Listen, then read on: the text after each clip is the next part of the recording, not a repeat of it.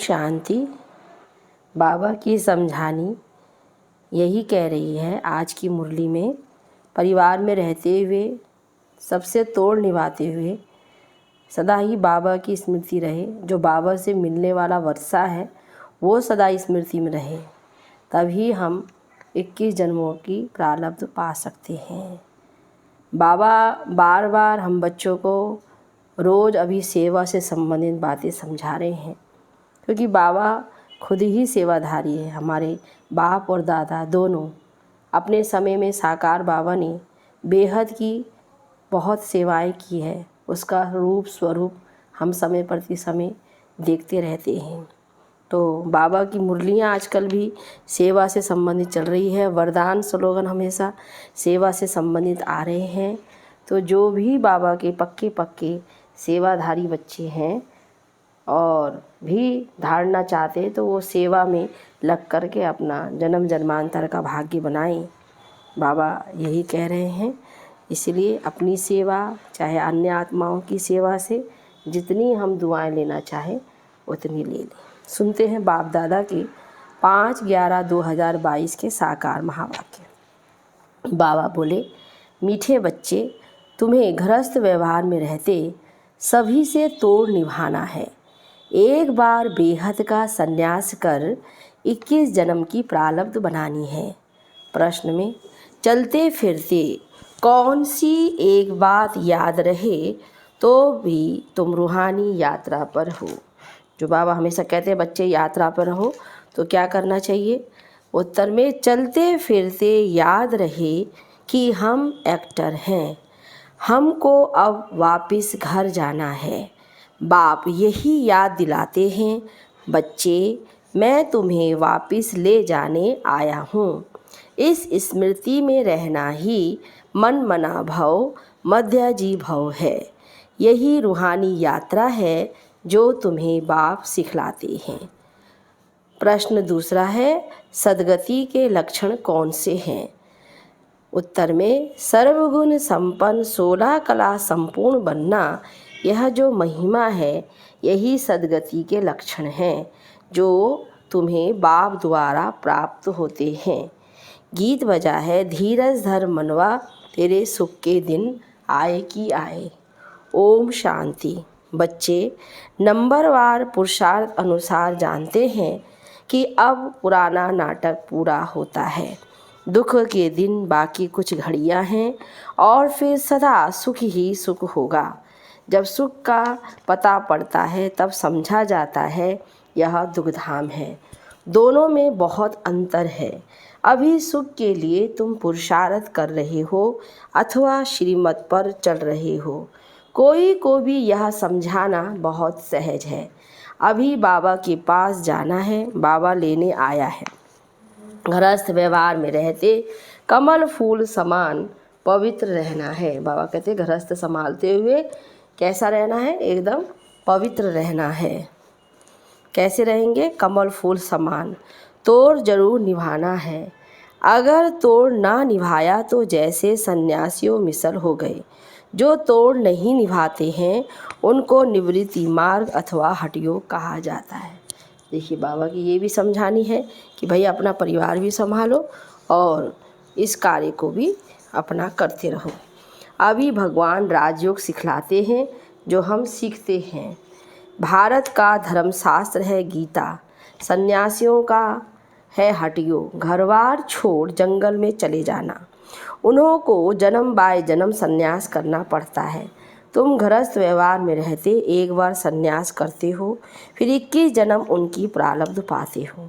तो उन्हों का है हद का सन्यास, तुम्हारा है बेहद का सन्यास। तुम्हारे राजयोग का तो बहुत गायन है। भगवान ने राजयोग सिखाया था। भगवान ऊंचे से ऊंचे को कहा जाता है। श्री कृष्ण भगवान हो न सके। बेहद का बाप है ही निराकार। बेहद की बादशाही वही दे सकते हैं। यहाँ गृहस्थ व्यवहार से नफरत नहीं की जाती है। बाप कहते हैं यह अंतिम जन्म गृहस्थ व्यवहार में रहते पवित्र बनो। पतित पावन कोई सन्यासी को कह नहीं सकते। वह भी पावन दुनिया चाहते हैं। वह दुनिया है एक जिसके लिए पतित पावन बाप को बुलाते हैं। जबकि वह गृहस्थ व्यवहार में ही नहीं है तो देवताओं को भी नहीं मानेंगे। वह कभी राजयोग सिखला न सके, ना बाप कभी हठयोग सिखला सके। ये समझने की बातें हैं। अभी दिल्ली में वर्ल्ड कॉन्फ्रेंस होनी है, वहाँ ये समझाना है, लिखत भी देना है। लिखत भी होगा तो सब समझ जाएंगे। अब हम हैं ऊंचे से ऊंच ब्राह्मण कुल के, वह है शूद्र कुल के। हम हैं आस्तिक, वह है नास्तिक। वह है ईश्वर को ना जानने वाले, हम हैं ईश्वर से योग रखने वाले। तो मतभेद है ना। बाप ही आकर आस्तिक बनाते हैं। अभी बाप हम बच्चों को आस्तिक बनाते हैं, फिर माया रावण नास्तिक बनाती है। वह है नास्तिक, बाबा समझाते हैं। वह है ईश्वर को ना जानने वाले, हम हैं ईश्वर से योग रखने वाले। तो मतभेद है। बाप ही आकर आस्तिक बनाते हैं। बाप का बनने से बाप का वर्षा मिल जाता है। यह बड़ी पेचीली बातें हैं। पहले तो बुद्धि में बिठाना है कि गीता का भगवान कोई भी देहधारी नहीं हो सकते, परम पिता परमात्मा है। उसने ही आदि मध्य अंत देवी देवता धर्म स्थापन किया था। भारत का देवी देवता धर्म ही मुख्य है। भारतवासी अपने धर्म को भूल गए हैं, यह भी तुम जानते हो। भारतवासियों को ड्रामा अनुसार अपना धर्म भूलना ही है। तब तो बाप आकर फिर स्थापन करे, नहीं तो बाप आए कैसे। कहते हैं जब जब देवी देवता धर्म प्राय लोप हो जाता है तब मैं आता हूँ। प्राय लोप भी जरूर होना है। कहते हैं बैल की एक टांग टूट गई है, बाकी तीनों टांगों पर दुनिया खड़ी है।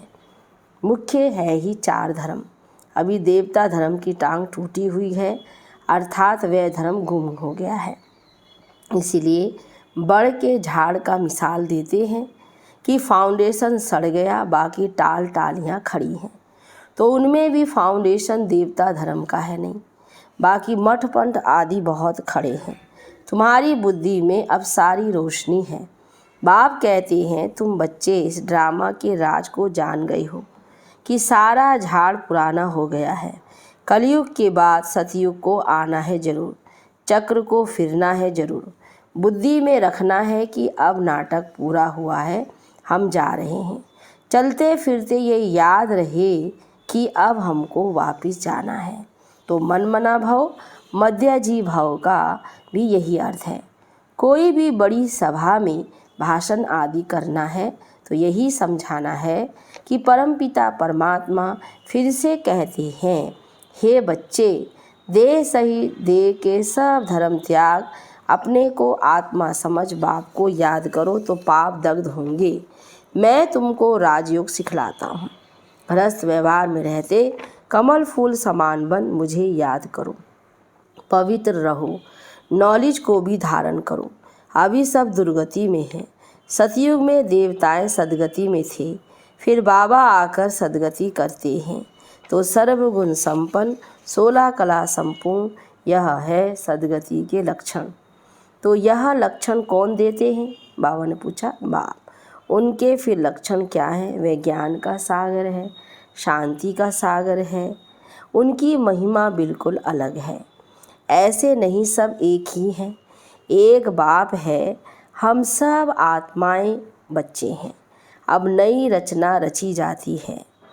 हम प्रजापिता ब्रह्मा की सब औलाद हैं, परंतु वो लोग इन बातों को समझ नहीं सकते। जैसे बाबा ने हम बच्चों को इतनी तरह की समझानी दी है, तो बाबा कहते हैं वे लोग नहीं समझते। ब्राह्मण वर्ण सबसे ऊंच है। भारत के ही वर्ण गाए जाते हैं। 84 जन्म लेने में इन वर्णों से पास करना होता है। ब्राह्मण है ही संगम पर। अच्छा, साइलेंस तो बहुत अच्छी है। शांति का हार तो गले में पड़ा है। एक रानी की कहानी है। अब शांति धाम अपना घर बहुत याद पड़ता है। चाहते सब है शांति घर में जाए, परंतु रास्ता कौन बताए? शांति के सागर बाप के सिवाय कोई बता न सके। बाप की महिमा अच्छी है। शांति का सागर, आनंद का सागर ज्ञान का सागर, मनुष्य सृष्टि का वह बीज रूप। कितना रात दिन का फर्क है, कृष्ण को सृष्टि का बीज रूप कह न सके। बाप की महिमा ही अलग है, सर्वव्यापी कहने से महिमा सिद्ध नहीं होती। ऐसे भी नहीं, परमात्मा बैठ अपनी पूजा करेंगे। परमात्मा सदैव पूज्य है, वह कभी पुजारी नहीं बनता। ऊपर से जो भी आते हैं वह पूज्य से फिर पुजारी बनते हैं। पॉइंट्स तो बहुत हैं। अब देखो, आते तो कितने ढेर हैं, परंतु निकलते कोटों में कोई हैं, क्योंकि मंजिल ऊंची है। प्रजा तो ढेर बनती रहेगी, परंतु कोटों में कोई माला का दाना बनते हैं। नारद का मिसाल है ना, क्या कहा, तुम अपनी शक्ल देखो, लक्ष्मी को वरने लायक बने हो। राजा तो थोड़े बनेंगे, एक राजा की ढेर प्रजा बनती है। पुरुषार्थ करना चाहिए ऊंच बनने का। राजाओं में भी कोई बड़ा राजा, कोई छोटा। भारत के कितने राजाएं हैं, कितनी राजाइयाँ चली आती हैं। सतयुग में भी बहुत राजाएं महाराजाएं होते हैं। महाराजाओं के फिर प्रिंस प्रिंसेस भी होते हैं। जब राजा होंगे तो उनकी राजकुमारियाँ राजकुमार भी होंगे। उनके पास बहुत प्रॉपर्टी होती है, राजाओं के पास कम प्रॉपर्टी होती है। महाराजा जो होते हैं राजा से बड़े होते हैं, तो बाबा समझा रहे। और अभी है फिर प्रजा का प्रजा पर राज्य, मतलब इतना होता है कि महाराजाओं से राजा कोई भी प्रजा किसी के पास इतना धन नहीं होता जितना महाराजाओं के पास होता है। लेकिन बाबा ने कहा अभी है प्रजा का प्रजा राज्य, यानी कि प्रजा के पास भी इतना धन होता है जितना राजा के पास भी होगा। तो वही बाबा कहते अभी राजधानी स्थापन हो रही है। ये है श्री लक्ष्मी नारायण बनने की नॉलेज, उसके लिए ही तुम पुरुषार्थ कर रहे हो। पूछते हैं लक्ष्मी नारायण का पद पाएंगे व राम सीता का, तो सब कहते हैं लक्ष्मी नारायण का। बाप से पूरा वर्षा लेंगे।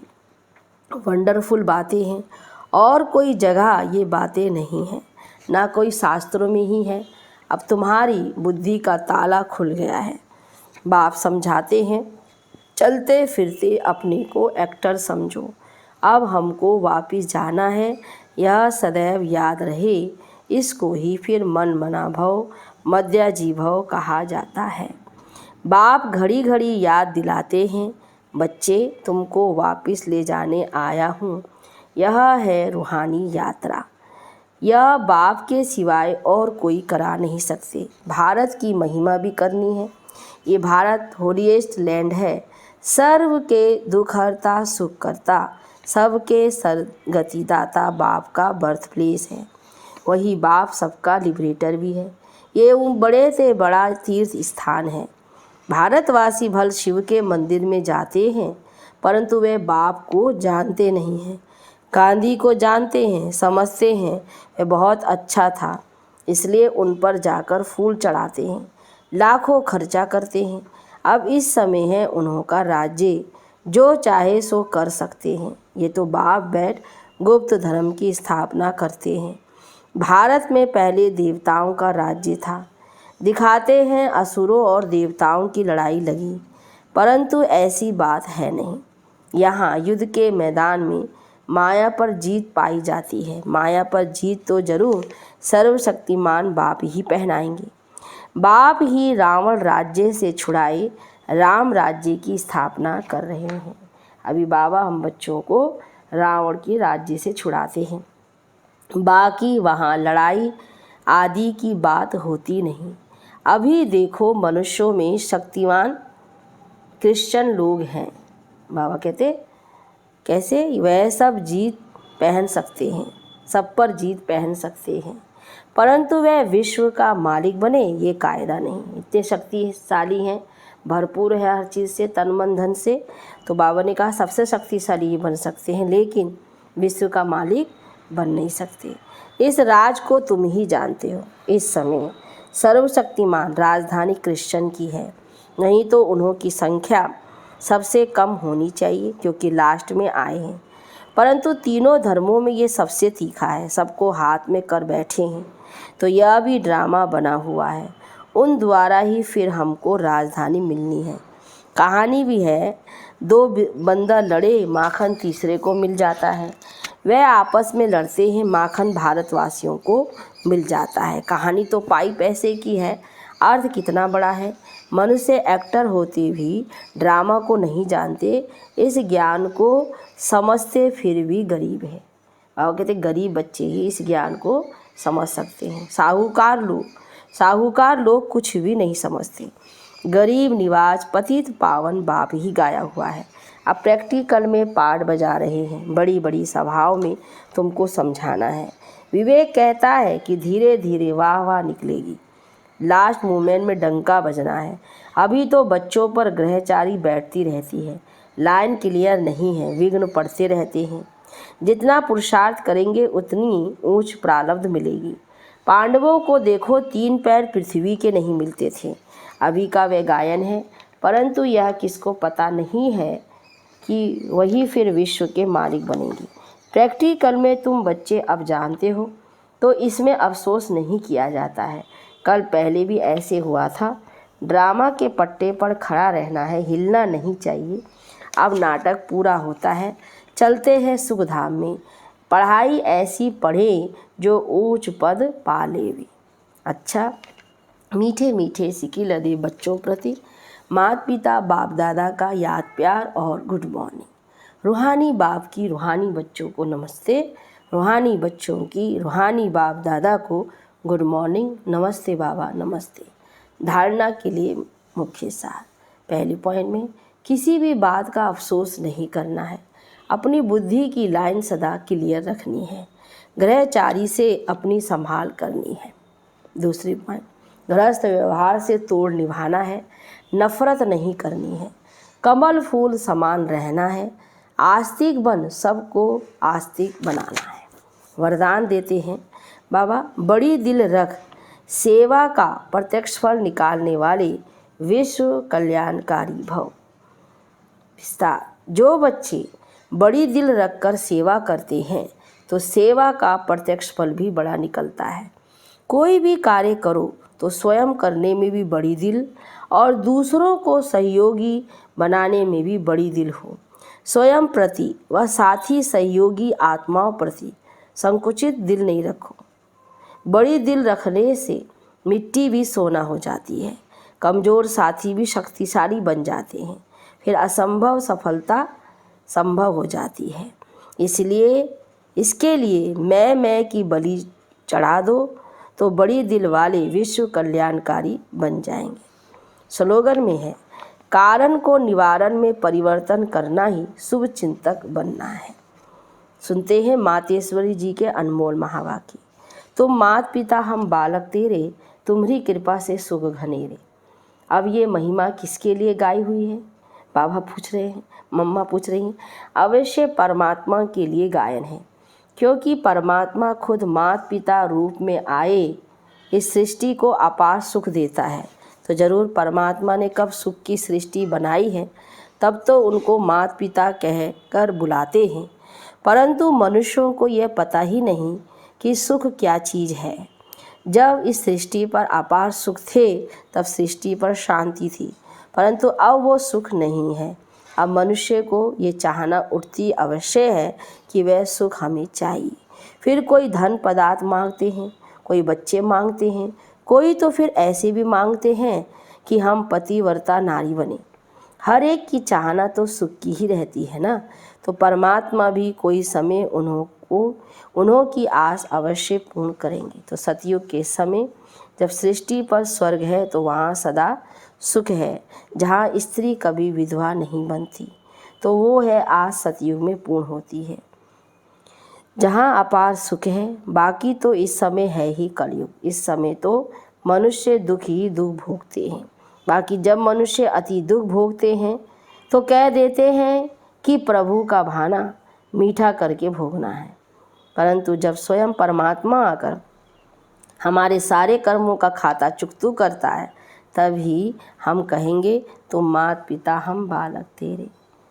तो ये सुनते थे, हमने सुनी महावाक्य मातेश्वरी जी के। अच्छा, ओम शांति।